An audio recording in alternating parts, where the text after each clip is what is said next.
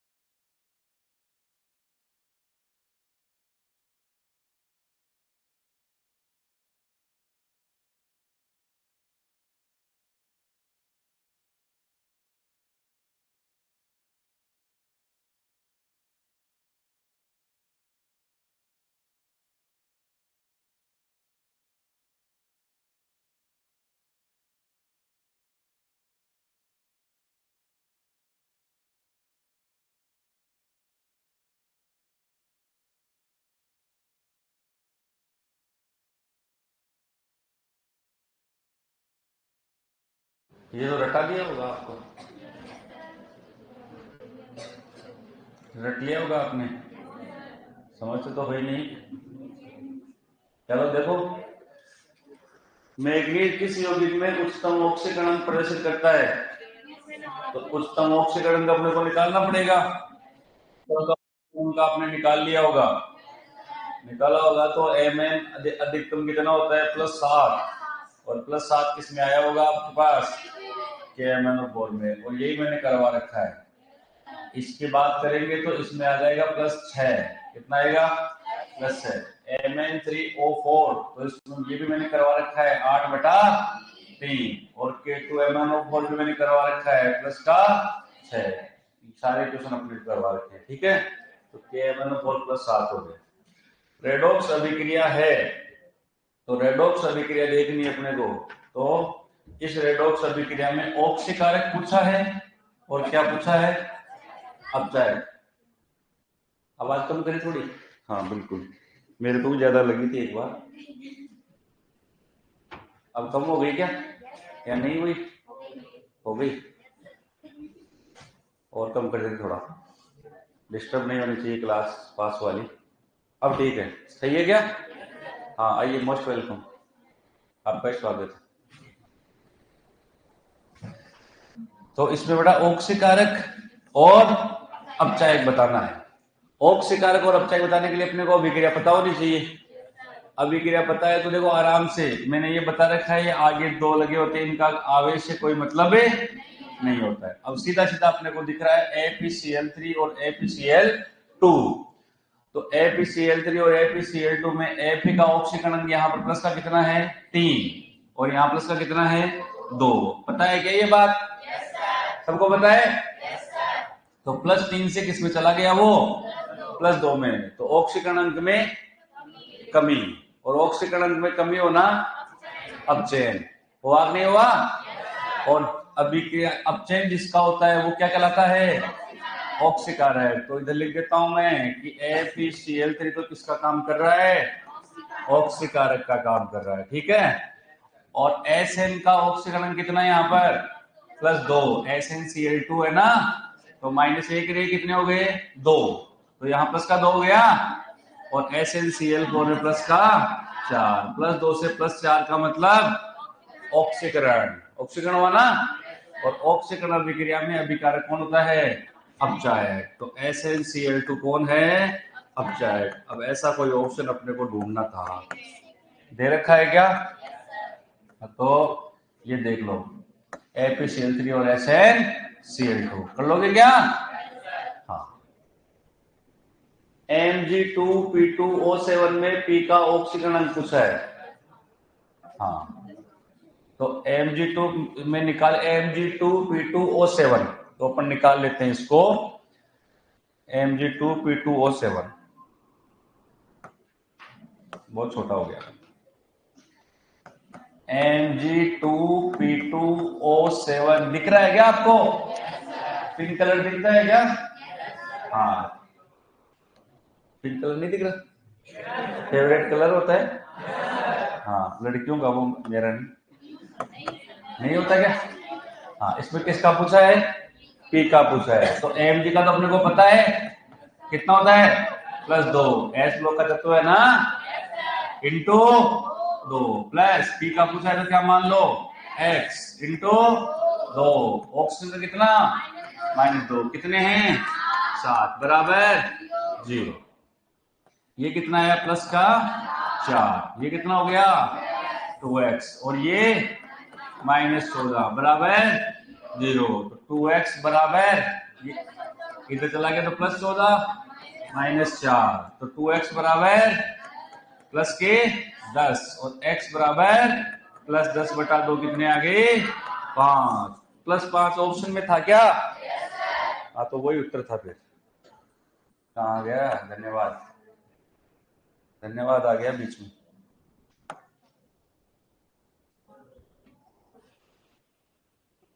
अच्छा उसमें थोड़ी आएगा, इसमें आएगा ये, देखो देखिए +5 आया आ गया, कोई दिक्कत है क्या, नहीं। अब ये वाला आ गया मैचिंग वाला क्वेश्चन, मैचिंग वाले क्वेश्चन क्या, कथन कारण वाले क्वेश्चन, कथन कारण वाले क्वेश्चन अपने जेईटी में नहीं आते हैं, मेरी बात दिए मैंने, बहुत बढ़िया आदमी हूं मैं, हाँ ये मैंने इसलिए दिए कि आपका सबसे कोई भी पेपर हो, दुनिया का कोई भी पेपर, यदि उसमें कथन कारण वाले क्वेश्चन आ रहे हैं ना, उस पेपर का लेवल बहुत ज्यादा होता है, बढ़िया लेवल का पेपर होता है, और जिसमें मिलान वाले क्वेश्चन आ रहे हैं उस पेपर का लेवल बहुत घटिया होता है, ये बात का ध्यान रखना। जिसमें मैचिंग करने वाले मिलान वाले क्वेश्चन आ गए, एक मिल गया तो भी कई बार तो काम हो जाता है कि नहीं हो जाता, सबसे सरल होते हैं वो प्रश्न, और सबसे हार्ड होते हैं ये वाले कि इनमें चारों में पता नहीं चलता है, इसलिए मैंने 2 क्वेश्चन देख करके चेक किया था कि रेडॉक्स बच्चों ने कितना पढ़ा हुआ है, समझ गए चीज, इसलिए डायरेक्ट क्वेश्चन मैचिंग वाला नहीं आएगा, तो ये क्या अपन कंफ्यूज रहते हैं। आवाज नहीं जा रही क्या, जा रही है, हाँ एक बच्चा फिर भी कह रहा नहीं आ रही, यहाँ से आ रही है, एक बार बताना लेके आवाज आ रही है क्या, आनी चाहिए, देखो इसलिए कई बच्चों के दिमाग में वो सर ये क्वेश्चन आ जाते हैं, कल भी एक बच्चा आया था कि सर आते नहीं है, तो अपने को ज्यादा सत्यवादी नहीं बनना है, ये चेक करने के लिए क्वेश्चन था, डायरेक्ट क्वेश्चन आपके नहीं आएगा, पर इनसे इतनी जानकारी पता हो जाती है कि हमें टॉपिक तैयार रखनी है, और एक चीज ये कि ऐसे क्वेश्चन आपको करना आते नहीं आते, क्योंकि सीयूटी में जरूर 2-3 क्वेश्चन आते रहते हैं, ठीक है। तो ये आपको पहले तो ये बताओ, ये कथन कारण वाले क्वेश्चन करना आते हैं ना आपको, अरे आते नहीं आते, ठीक है, नहीं आते, किस किस को नहीं आते, ऊपर आते, हाँ झूठ नहीं बोला, आराम से, कोई दिक्कत नहीं, चलो बता देता हूं। इनमें क्या है बेटा कि एक कथन दिया हुआ है और एक कारण दिया हुआ है, अब पहले तो आराम से कथन को पढ़ना है, जैसे क्वेश्चन के साथ साथ ही बात करते हैं। जैसे कथन ये कह रहा है कि Zn + Cu + 2 is equal Zn + 2 + Cu निम्न अभिक्रियाओं में टूट सकती है, इसमें कॉपर +2 आयन ऑक्सीकारक तथा Zn परमाणु अपचायक की तरह व्यवहार करता है, ये बात कह रहा है कथन। तो क्या कथन अपनी जगह सही है क्या, तो पहले तो कारण के ऊपर नहीं जाना है। पहले तो ये देखना है कि कथन भी गलत हो सकता है। कथन का मतलब प्रश्न नहीं है ये। कथन का मतलब है कि जो वाक्य कहा जा रहा है कि क्या वो सही तो है क्या, वाक्य ही सही नहीं है तो फिर हम उत्तर की बात तो बाद में करेंगे। तो पहले अपने देखा कि यह अभिक्रिया है, इस अभिक्रिया में कॉपर प्लस टू आयन किस में जा रहा है, पहले ये देखो कॉपर प्लस आयन किस में जा रहा है, कॉपर में जा रहा है ना। और कॉपर क्या है, ऑक्सीकरण अंक 0। कॉपर प्लस 2 से 0 में जा रहा है तो ऑक्सीकरण हो रहा है या अपचयन, ये बताओ। अपचयन हो रहा है। क्या हो रहा है, अपचयन। ऑक्सीकरण अंक में कमी होना अपचयन है तो फिर ये किसका काम कर रहा होगा, ऑक्सीकारक का। तो कॉपर प्लस 2 आयन तो ऑक्सीकारक का, सही बात है। तो ये लाइन तो इसकी सही है यहां तक की। तो फिर ये कह रहा है कि Zn परमाणु है वो अपचायक, तो Zn 0 से किस में जा रहा है बेटा, +2 में। और 0 से +2 का मतलब ऑक्सीकरण, और ऑक्सीकरण हो रहा है तो अपचायक, तो ये अपचायक की तरह व्यवहार कर रहा है। तो कथन तो बिल्कुल क्या है, सही है। तो पहला बात तो ये होगी कथन सही है, कथन सही है। अब देखो इधर कथन सही है तो अब यहां पर आते हैं हम और इसको थोड़ा सा पढ़ते हैं। ये कह रहा है कि ए आपको कब बताना है, यदि दोनों कथन व कारण सत्य है तो कथन तो सही है अपना। इसका मतलब ए हो सकता है, ए हो सकता है, कारण की बात बाद में करेंगे। यदि दोनों कथन व कारण सत्य है ये भी हो सकता है, यदि कथन सत्य है ये भी हो सकता है, यदि कथन व कारण असत्य है तो ये तो नहीं हो सकता। क्लियर होगी मेरी बात।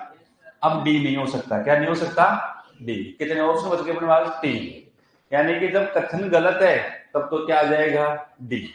तो कथन सही है। अब इनमें यह है कि सी कब आता है, जब कथन तो सत्य है लेकिन कारण क्या हो, असत्य है। कारण क्या हो, असत्य है। और बी कब आता है, यदि कथन कारण दोनों सत्य है परंतु कारण कथन का सही स्पष्टीकरण नहीं है और इसमें सही स्पष्टीकरण है। जैसे मान लो मैंने एक क्वेश्चन दिया अभी, ये मैं ये कह देता कि कथन सही है, अब मैं ये कह दूं कि एस ब्लॉक के तत्व, इसका कारण बता रहा हूं, सुनना मेरी बात। मैं कहूं कि एस ब्लॉक के तत्व हमेशा +1 व +2 ऑक्सीकरण अंक दर्शाते हैं। अब ये बताओ सही है गलत। ये कारण तो सही है लेकिन ये कारण इस कथन का नहीं है। मेरी बात समझ में आई भाई, कारण तो सही है भाई, एस ब्लॉक के तत्व जो होते हैं हमेशा +1 और +2 ऑक्सीकरण दर्शाते हैं, तो गलत बात थोड़ी है, ये सही है। लेकिन क्या इस कथन का उत्तर है क्या, वो नहीं है, इस कथन का उससे कोई संबंध नहीं है।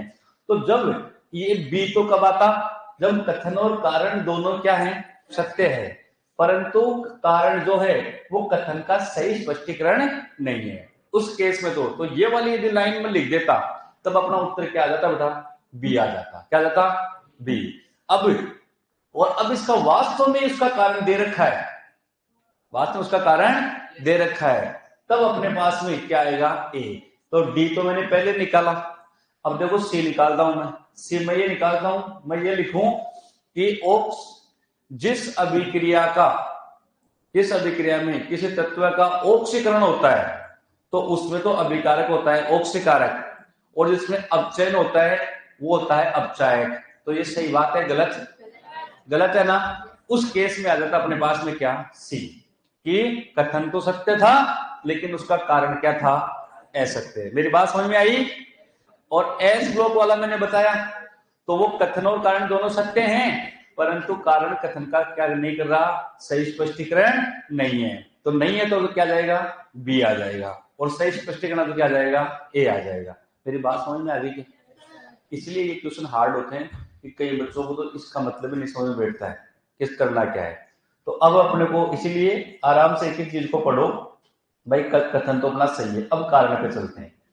एक पदार्थ जो तुरंत दूसरे पदार्थ से इलेक्ट्रॉन ग्रहण करता है ऑक्सीकारक कहलाता है। तो सही बात है, इलेक्ट्रॉन ग्राही कौन होते हैं, ऑक्सीकारक। मैंने सबसे प्रबलतम ऑक्सीकारक कौन बताया था, फ्लोरीन। याद है कि नहीं है, फ्लोरीन प्रबलतम ऑक्सीकारक, और फ्लोरीन क्या करता है, इलेक्ट्रॉन ग्रहण करता है, बताया था ना। तो ये बात सही है कि इलेक्ट्रॉन ग्रहण करता है और वो क्या क्या हो जाता है, ऑक्सीकारक हो जाता है। जबकि अपचायक वह पदार्थ है तो दूसरे पदार्थ को इलेक्ट्रॉन क्या करता है, दान करता है। तो ये बात यहाँ पर लागू हो रही है पूरी पूरी कि ये जो जिंक था वो इलेक्ट्रॉन त्यागता है और त्याग करके क्या बनाता है, +2, और इलेक्ट्रॉन त्यागने वाले कौन होते हैं, अपचाय। क्या होते हैं, अपचाय, और ये इलेक्ट्रॉन ग्रहण करता है, ये क्या है, ऑक्सीकारक। तो इसका कारण बिल्कुल सही है। तो उत्तर क्या आ जाएगा बेटा, ये आ जाएगा। सही बात है क्या, इस तरीके से। तो ये क्वेश्चन बेटा सबसे हार्ड होते हैं, और ये क्वेश्चन कब होते हैं, जब अपने पूरा चैप्टर जो है वो तैयार होता है, तभी इसको कर सकते हैं। बाकी इसमें तुक्के नहीं लगते, लगाना भी नहीं दिया, बजरंग बली बी लगा दिया, ऐसे नहीं करना, लगा देते हैं ना। दूसरा देखो, KClO3 KClO4 प्लस KCl एक विस्मीकरण अभिक्रिया है। विस्मीकरण अभिक्रिया जानते हो ना, कौन सी थी विस्मीकरण अभिक्रिया, जिसमें एक ही तत्व ऑक्सीकरण व अपचयन दोनों करता है, यानी कि एक ही तत्व के ऑक्सीकरण अंक में कमी भी होती है और वृद्धि भी होती है। तो KClO3 में K प्लस का 1, तो यहां भी K प्लस का 1, यहां भी K प्लस का 1, तो K में तो कोई अंतर नहीं है। Cl का ऑक्सीकरण क्या निकालोगे तो कितना आएगा, +5 आएगा। कितना आएगा, +5। अब वो तो आप ही निकालोगे। और यहां कितना आएगा, +7, आराम से निकालना। और यहां आएगा -1, +5 से कहां चला गया, +7 में, ऑक्सीकरण अंक में वृद्धि। और यहाँ +5 से किसमें चला गया, -1 में, ऑक्सीकरण अंक में कमी। तो विस्मीकरण अभिक्रिया है असमानुपातन, विसमानुपातन और विस्मीकरण अभिक्रिया। लिखवाया था कि मैंने नाम लिखवाया था ना, हाँ। तो ये विस्मीकरण अभिक्रिया है, ये बात तो सही है। तो इसका मतलब कथन तो क्या है अपना, सही है। विस्मीकरण अभिक्रिया में एक पदार्थ ऑक्सीकृत व या अपचयित होता है, ये बात क्या है, गलत है क्या, गलत है क्या।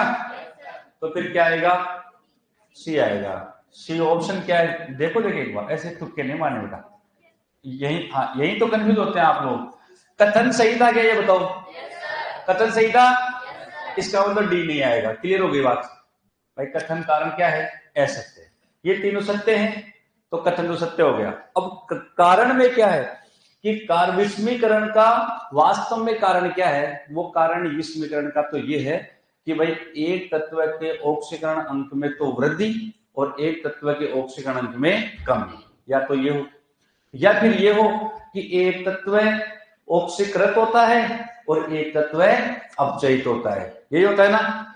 क्या अकेला ऑक्सीकृत हो जाए तो काम चल जाए क्या, नहीं। अकेला अपचयित हो जाए तो काम चल जाए क्या, नहीं। दोनों होने चाहिए ना। बस ये क्वेश्चन यही गड़बड़ कर रहा था, क्वेश्चन को आप सही ढंग से पढ़ते नहीं हो, बाहर आने के बाद कहते वाले कारण पढ़ो। विस्मीकरण अभिक्रिया में एक पदार्थ ऑक्सीकृत या अपचयित होता है, केवल एक ही पदार्थ की बात कर रहा है कि एक पदार्थ या तो ऑक्सीकृत होता है या अपचयित, नहीं, एक पदार्थ ऑक्सीकृत भी होता है और अपचयित भी होता है, दोनों होता है। तो बेटा या में फर्क है यहाँ पे, समझ गए जी। यदि मैं और लगा देता ना, ऑक्सीकृत व लगा देता, ऑक्सीकृत व अपचयित होता है, इसका मतलब सही था वो। ऑक्सीकृत और अपचयित होता है तो सही था। ये कह रहा है ऑक्सीकृत या अपचयित होता है, इसका मतलब एक ही होता है दोनों में से, तो दोनों में से एक नहीं होता, दोनों होते हैं। ऑक्सीकृत भी होता है और अपचयित भी होता है, इसका मतलब कारण क्या है, गलत है। तो कारण गलत है तो हमने क्या दे दिया, इसको सी दे दिया। समझ गए मेरी बात, अरे समझे क्या। मैंने स्टार्टिंग में क्या लाइन बोली है, ये सबसे हार्ड क्वेश्चन होते हैं ये। इन क्वेश्चनों में 3 क्वेश्चन यदि अपने को आ गए ना, 3 क्वेश्चन भी अपने पेपर में आए, एक तो सबसे ज्यादा टाइम लेंगे, वो सबसे ज्यादा टाइम लेने वाले प्रश्न होते हैं। दूसरी बात, हम एक प्रश्न को यदि 3 बार पढ़ लिए ना, तो भी हमें लगेगा कि नहीं, बी भी हो सकता है इसमें और सी भी हो सकता है, लगेगा ना।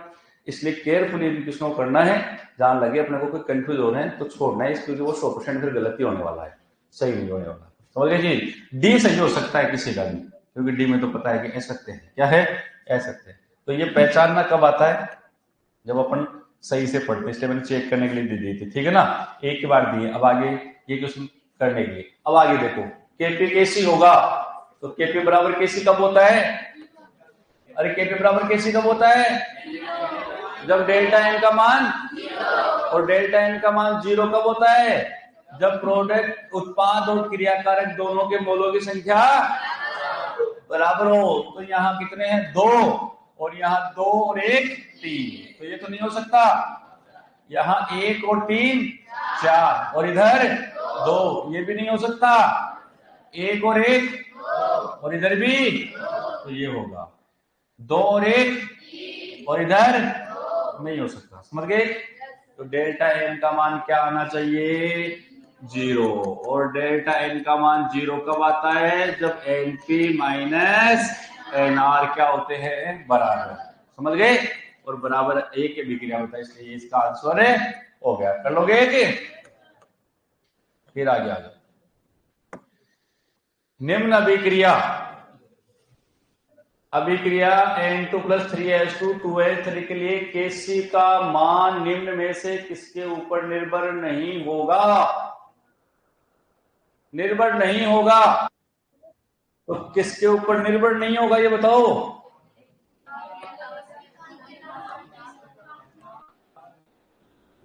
केसी क्या है?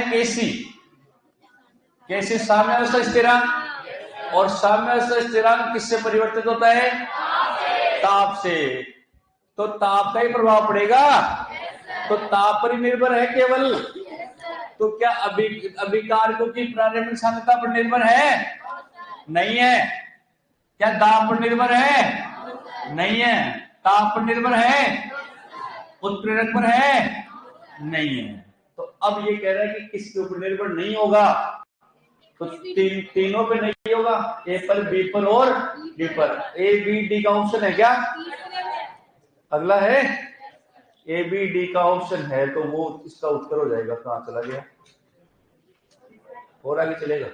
हाँ, ए बी डी इसका उत्तर हो जाएगा। सही है क्या? अरे सही है। हाँ, अभिक्रिया H2I2 2HI के लिए साम्यावस्था स्थिरांक Kp किसके साथ परिवर्तित होगा? तो Kp आ गया ना। Kp किससे बदलेगा? ताप से बदलेगा। तो केवल, वरना नहीं बदले किसी के बाप से। उत्तर आते कि नहीं आते? आते हैं ना? हाँ, झूठ बोल रहा हूँ क्या मैं? पूछ लेता हूँ। हाँ, कल ही संडे गया है, कल ही नहाया था। साप्ताहिक स्नान है। कौन सा? निम्न प्रकरण के लिए कौन सा समीकरण सही है? कौन सा समीकरण सही है? N2 3H2 2Na3 + QKCl कौन सा सही है? तो मैंने KPKC जब पढ़ाया, तो KPKC में पढ़ाया तो मैंने इसकी बात की थी क्या? नहीं की ना? तो आपको भी नहीं करनी फिर।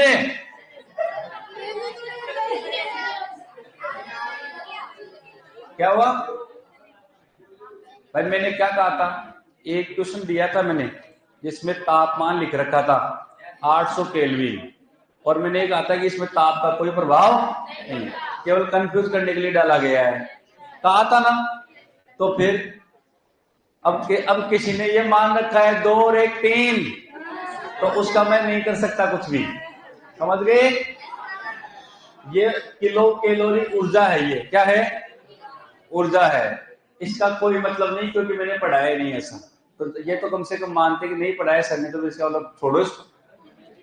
तो कितने बच गए इधर? 1 और 3 4, और इधर कितने? 2। तो डेल्टा एन क्या आएगा? 2 - 4, 2 माइनस, तो डेल्टा एन कितना आया? -2। तो Kp बराबर Kc RT delta N. Delta N कितना है? -2। ऐसा कुछ दिख रहा है क्या? नहीं दिख रहा। हाँ, तो ये आ जाएगा इसका उत्तर। नहीं दिख रहा। हल हो गया क्या? हाँ, तो मैंने कहा था बेटा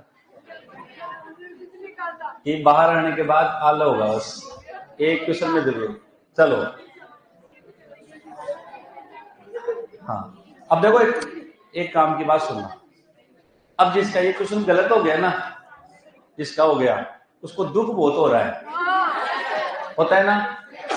उसी क्वेश्चन का दुख होगा आपको बाहर आने के बाद में, जो आपको आता था पूरी तरीके से। यदि इस क्वेश्चन के बारे में आप कुछ भी नहीं जानते थे, तो आपको दुख नहीं होगा कि यार तो आता ही नहीं था वास्तव में, ये तो हार्ड क्वेश्चन था। तो ऐसे क्वेश्चनों का ध्यान रखना है अपने को। केपी व केसी के मध्य संबंध है, तो केपी केसी के मध्य संबंध अभी भी कहोगे आल हो जाएगी। केपी बराबर केसी आर टी डेल्टा। मैंने ये बात कही थी क्लास में कि बेटा चारों ऑप्शन पढ़ना, कहीं ऐसा ना मिले कि ए सही हो देखते टिक मार कर दो, फिर बी भी सही हो, फिर सी भी सही हो। तो आपने क्या देखा है कि ए तो गलत है और सर ने बताया तो बी ही चले जाते हैं। मैंने थोड़ा सा चेंज करके बी सी सही कर दिए। हाँ तो हाँ तो सही नहीं है माइनस में, किसने कहा माइनस सही नहीं है क्या? बहुत बढ़िया चीज। तो फिर ये केपी केसी भी देखते हैं आप कि इधर केसी केपी है, उल्टा है,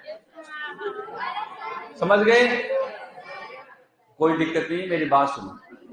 यहाँ जो टेस्ट लग रहा है ना अपना, ये इसीलिए लग रहा है कि ऐसी चीजें आए तो सारी चीजें यहाँ पर हो जाए, इसलिए OMR पर टेस्ट रहता है।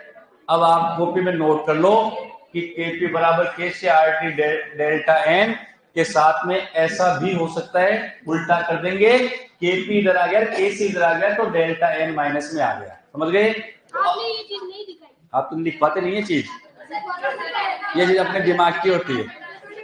लिख लो फटाफट से, केसी बराबर KP R T minus delta N रहता है, केपी केसी को उल्टा करते ही। हल हो गया ना?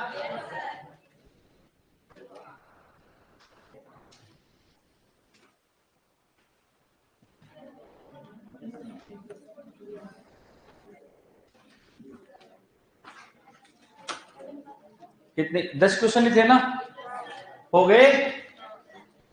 बस आंसर सब सही है और बोनस का कोई काम होता भी नहीं है अपने पास। लाओ पेन देना बेटा, है किसके? नहीं खान सर की, खान सर करेंगे। वो देखो बेटा, कल मीटिंग में यही बात हुई थी कि टीचर्स पढ़ाते हैं तो फिर उनकी क्लास नहीं लगती तो आंसर की है वो चेक नहीं होती है। तो कल मीटिंग में डिसीजन लिया गया था कि जिनके क्वेश्चंस आ रहे हैं उनको क्लास में पेपर सोल्व करवाने के लिए जाना है और वहां से चेंज करवा के अपने टाइम को और बच्चों को जाकर के सोल्व करवाना है। इसलिए टीचर्स हैं वो आपके सामने उपलब्ध होंगे, ठीक है? जो भी उपलब्ध भी होंगे, उपस्थित भी होंगे, प्रेजेंट भी होंगे, तो जिनके क्वेश्चन है वो आपको समझाएंगे, ठीक है ना? हाँ, क्योंकि मैं समझाऊंगा तो फिर मेरा चैप्टर रह जाएगा वहां पर। अभी आप अपने question complete, no bonus no correction. हाँ, और अब चलते हैं अपन आगे।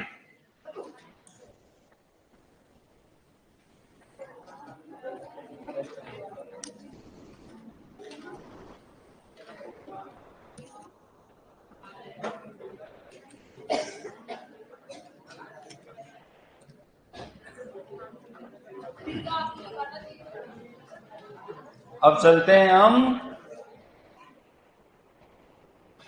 टॉपिक पे। 25 क्वेश्चन वापस बताओ सर, नहीं आया 25 क्वेश्चन, 25 कौन सा था? कथन कारण वाला। हाँ, तो लाइव वाले बच्चे तो बेटा दोबारा पढ़ लेना, इसको देख दोबारा समझ में आएगा क्योंकि तो सामने आ जाएगा लाइव, दोबारा रिपीट करके देख लेंगे।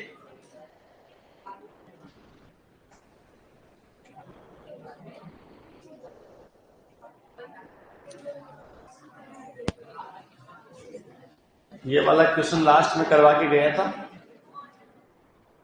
हाँ,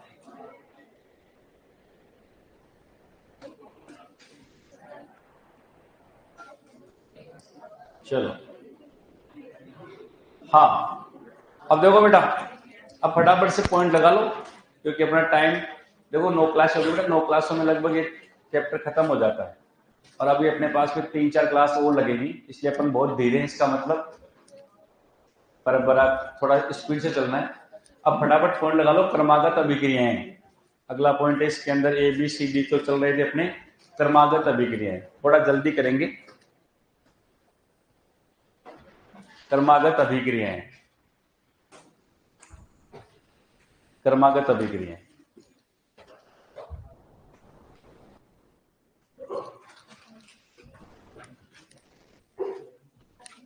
यहां जो गलतियां हो जाएं उनको अपने से उनको कुछ ना कुछ सीखते रहना है कि भाई ये चीजें आगे जाकर के नहीं हो अपनी।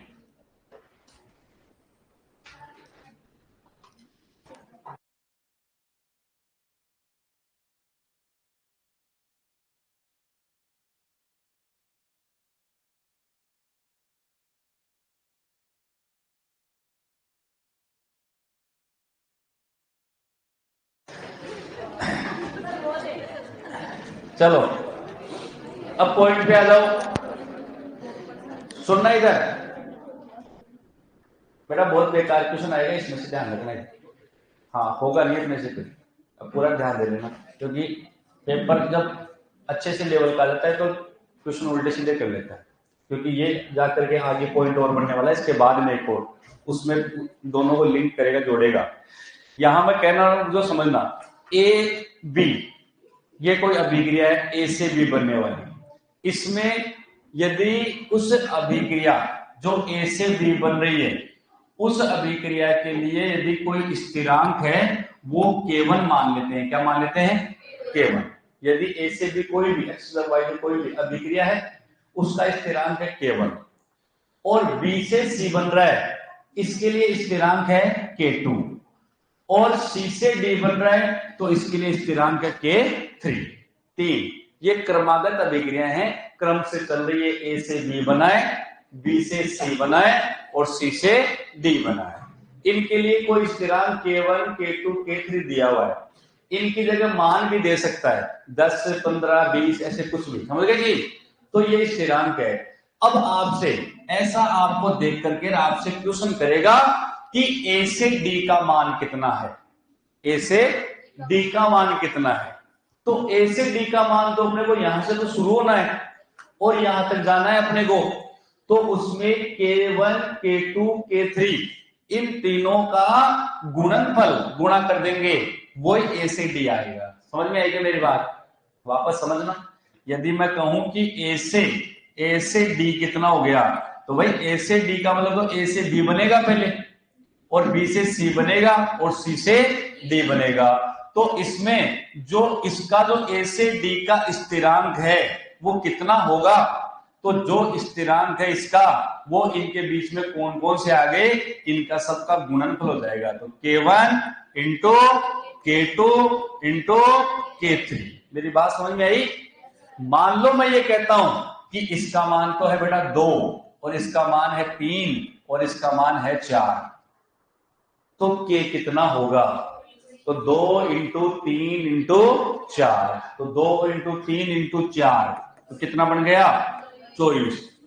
6 चौके 24, 24 बन गए, तो इसका आंसर 24 आ जाएगा। बात समझ में आ गई? इनको क्रमागत अभिक्रिया। और मान लो मैं ये कह देता कि दे तो दिया मैंने ये पूरा, और फिर मैंने ये कह दिया कि ए से सी बताओ, तो आपको डी तक नहीं जाना है, आपको सी तक ही जाना है। तो ए से बी और बी से सी, तो इसका जो के पूछ ले तो आप क्या करोगे? K1 इंटू K2, और मान है 2 इंटू 3, तो कितना उत्तर आ गया? 6 आ गया। कर लोगे? अरे कर लोगे? जैसे क्वेश्चन देखो, ये वही क्वेश्चन है उसी तरीके का, यहां पर दिया हुआ है एक क्वेश्चन, ये देखो कि P से Q, Q से R, R से S, K इसका K है 2, इसका K है 3, इसका K है 4, तो P से S, तो वही उत्तर आएगा इसका। तो कितना आएगा? 24 आएगा। झूठ बोल रहा हूं क्या? हाँ तो फिर लिखो, लिखो फटाफट, मैं लिखवाता हूं, वैसे लिखो थोड़ा। हाँ लिखो इसमें,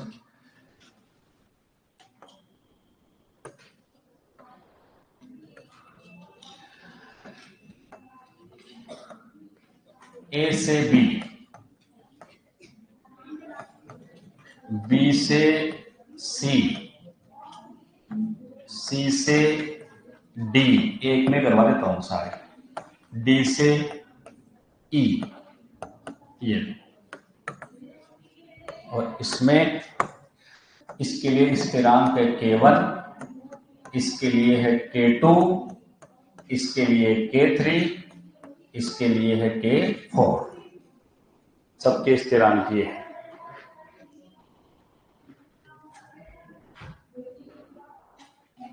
हो गए? तो फिर क्या क्या ज्ञात करना है? तो अब यहां से अपने को दे दिया क्वेश्चन। क्वेश्चन ये दे दिया कि यदि आपसे पूछ लिया जाए कि ए से सी बताओ, ए से सी क्या हुआ? ए से सी, ठीक है, समझ गए क्या? तो ए से सी में कितने आ गए? 2 आ गए। ए से सी में आप के बताओ कितना आएगा? ए से सी का के कितना आएगा? तो आप लिख देंगे के बराबर K1 इंटू K2, बस ये आएगा। कर दोगे? हाँ,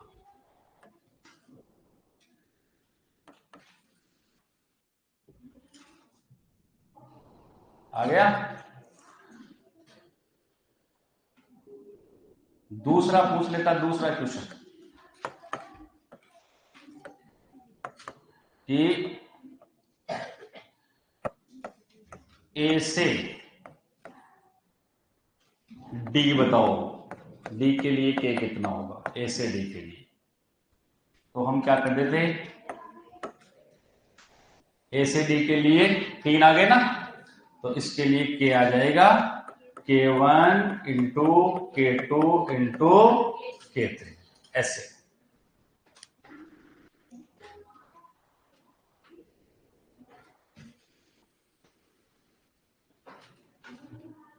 हो गए? अरे हो गए क्या? हाँ,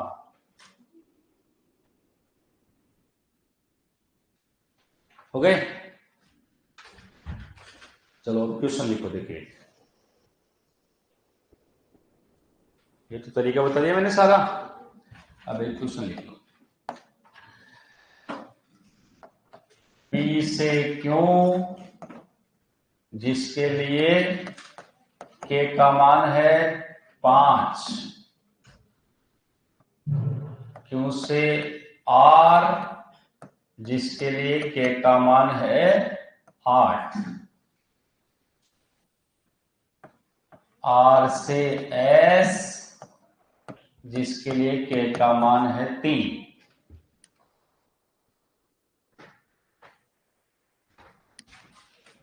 तो पी से आर के लिए के बताओ।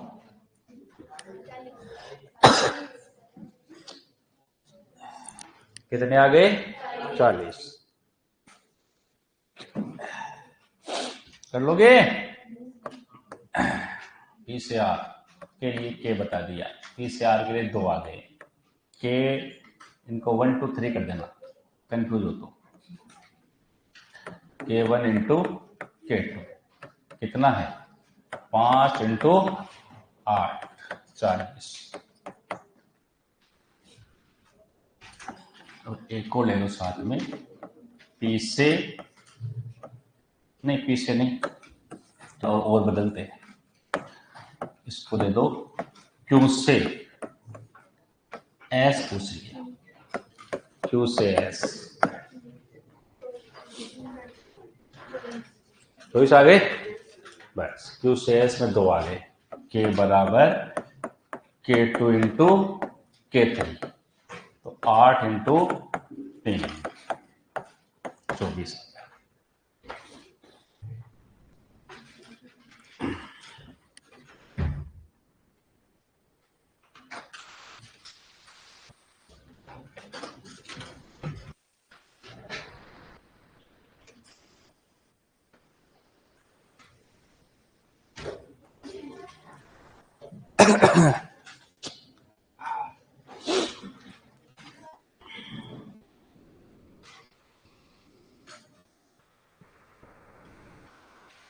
चले? नहीं,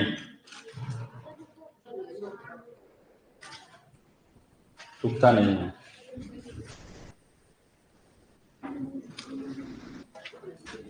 रुकेगा नहीं, झुकेगा नहीं साला।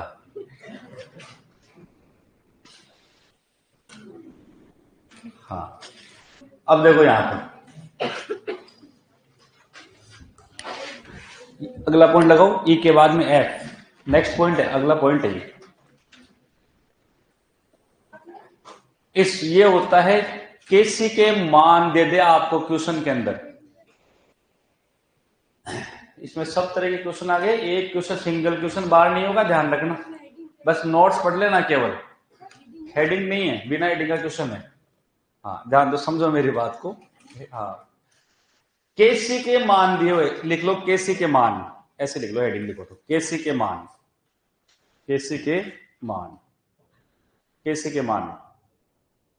तो क्या सोच रही, लिख लिया? हाँ, लड्डू वड्डू नहीं बनाए क्या? मंगवाओ घर से और मेरे को टेस्ट कराओ, कैसे बने, बढ़िया बने, पता कैसे लगेगा? देसी घी के बने क्या? चलो अब ध्यान दो, केसी का जो क्वेश्चन में केसी का मान दिया हुआ आएगा, और यदि वो मान दिया हुआ हो, वो मान 10 की घात -3 से कम हो, किससे हो? 10 की घात -3 से कम। 10 की घात -3 को मैं ऐसे लिख दूं क्या? 1/10 की घात 3 लिख दूं क्या मैं? ठीक है, इसको मैं ऐसे भी लिख सकता हूं क्या? 1/10 की घात को 3 को 1/1000 लिख सकता हूं ना? अब तो बाद मत करना, ये बात तो सर बताई नहीं थी, अगले टेस्ट में आ जाएगा, बताना नहीं है फिर कि बताने की बातें नहीं है। 10 के घात -3 से कम हो किसी भी अभिक्रिया के केसी का मान, तो वो अभिक्रिया संभव नहीं है, वो अभिक्रिया संभव है नहीं है, वो अभिक्रिया नहीं होगी। क्लियर? यदि 10 के घात 3, बीच वाले छोड़ दो, 10 के घात 3 से अधिक हो, 10 के घात -3 है इधर, ध्यान रखना, और ये 10 की घात 3 यानी कि ये 1000 है, कितना है ये? 1000 है। 10 की घात 3 से अधिक हो तो अभिक्रिया लगभग पूर्णता की ओर होती है, अभिक्रिया लगभग पूर्ण हो जाती है। ये दोनों तो अलग है, हम जो चैप्टर पढ़ रहे हैं वो कौन सा पढ़ रहे हैं? साम्य अवस्था। और साम्य अवस्था के लिए केसी का मान 10 की घात -3 से 10 की घात 3 के बीच में होना चाहिए। यानी कि मैं ये कह दूं कि 1/1000 से लेकर के 1000 तक मान चलना चाहिए। समझ गए मेरी बात? 10 की घात -3 से 10 की घात 3 तक, इनके बीच में यदि कोई मान है तो वो अभिक्रिया किस में होगी? साम्य अवस्था में होगी। इससे कम हो जाए तो अभिक्रिया संभव नहीं है, इससे ज्यादा हो जाए 10 की घात 3 से ज्यादा तो अभिक्रिया लगभग क्या हो जाती है? पूर्ण हो जाती है। तो साम्य अवस्था की यह शर्त है कि केसी का मान 10 की घात -3 से 10 की घात 3 के बीच में होना चाहिए। समझ गए क्या मेरी बात? तो इसका क्वेश्चन कैसे आएगा? केवल सीधा आपको मान देगा, वो मान आपको पहचानना है कि भाई ये मान है। अब वो पहचान ही नहीं पाओगे तो क्या? एक बैच में मैं पढ़ा रहा था, मैं वहां लिख करके आ गया 2/10, लास्ट में पीरियड खत्म होने वाला था, उसका आंसर निकाल रहा था, तो आंसर निकाल करके मैंने कह दिया 2/10 बेटा इसका आंसर आ जाएगा। 2 बच्चे मेरे पीछे पीछे पहुंच गए ऑफिस तक, सर आपने पढ़ाया उत्तर तो आए नहीं आपके। तो मैं देखा, मैंने कहा उत्तर तो कैसे नहीं है, उत्तर तो आगे होंगे। उसके चक्कर में वो वापस आया हूं मैंने कहा कैसे गड़बड़ हो जाए, और इतने बच्चे हैं, अपनी एक गलती से बहुत दिक्कत हो सकती।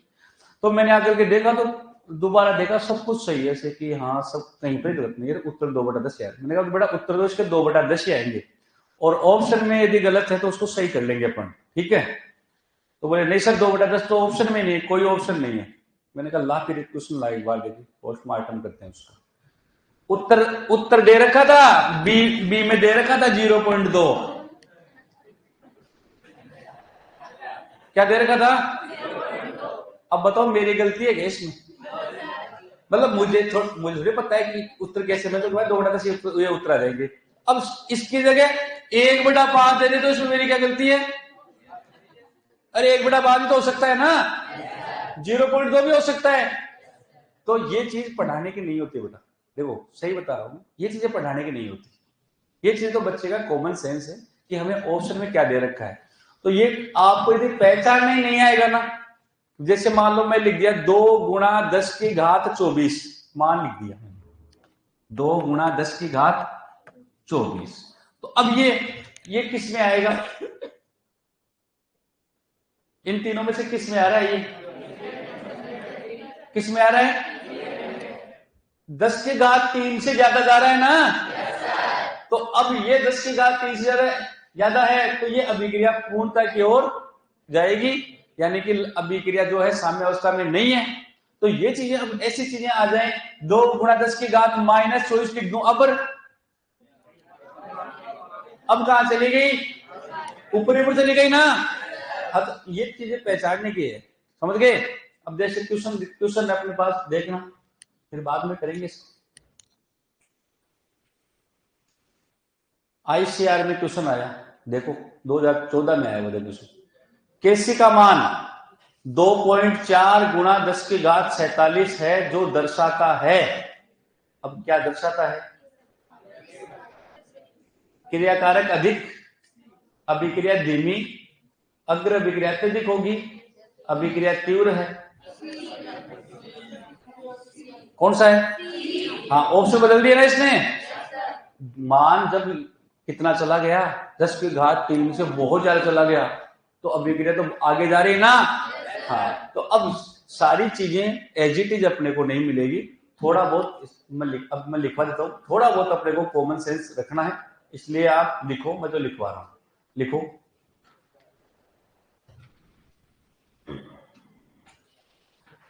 देखो ऐसे लिखो आप,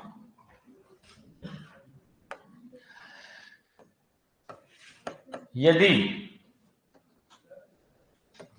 केसी के मान निम्न हो तो, केसी के मान निम्न हो तो, केसी के मान पहले लिख दो, केसी बराबर कितना, 10 की घात -3, तो इसका मतलब क्या होता है, केसी बराबर 10 की घात -3, तो इसका मतलब क्या होता है, हाँ अब लिख दो, अभिक्रिया संभव नहीं है, आगे लिख दो, अभिक्रिया संभव नहीं, 3 से कम लिखो, सॉरी 10 की घात 3 ही लिखवाया क्या मैंने, हाँ 3 से कम करो, 10 की घात -3 से कम, 10 की घात -3 से कम, तो अभिक्रिया संभव नहीं है।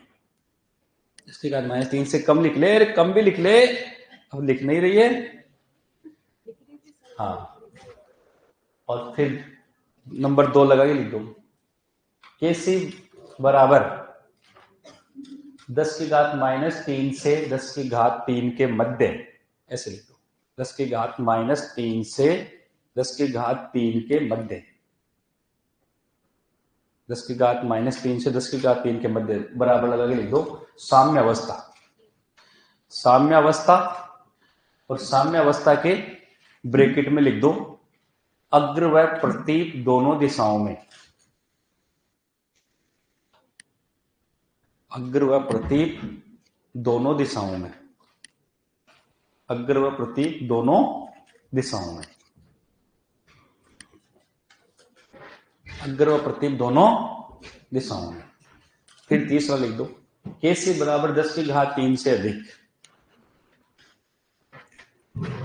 केसी बराबर 10 की घात 3 से अधिक, 10 की घात 3 से अधिक,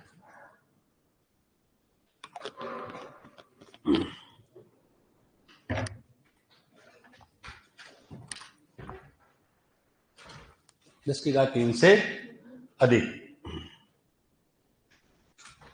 10 की घात 3 से अधिक, तो फिर लिखो अग्र अभिक्रिया अत्यधिक, अग्र अभिक्रिया अत्यधिक, यानी कि अभिक्रिया कहां जाएगी, अग्र उत्पाद की तरफ, अग्र अभिक्रिया अत्यधिक, इसको ऐसे बोल सकते हैं अपन, उत्पाद की तरफ, ऐसे बोल सकते हैं क्या, उत्पाद की तरफ जा रही है, हाँ तो इसी का मतलब होता है उत्पाद की तरफ अग्रसर, इसी का अग्र अभिक्रिया, आगे की अभिक्रिया अधिक, इसका मतलब उत्पाद की तरफ अग्रसर, उत्पाद की तरफ अग्रसर।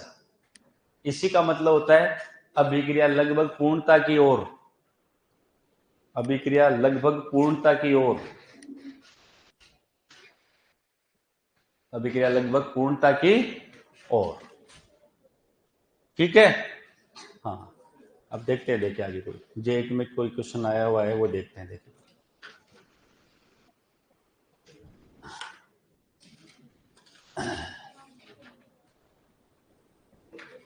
ये लो क्वेश्चन लिख लो, आपको ICR 2014 लगा करके क्वेश्चन लिख लो, और बाकी की बात करेंगे कल। लिख लो फटाफट से।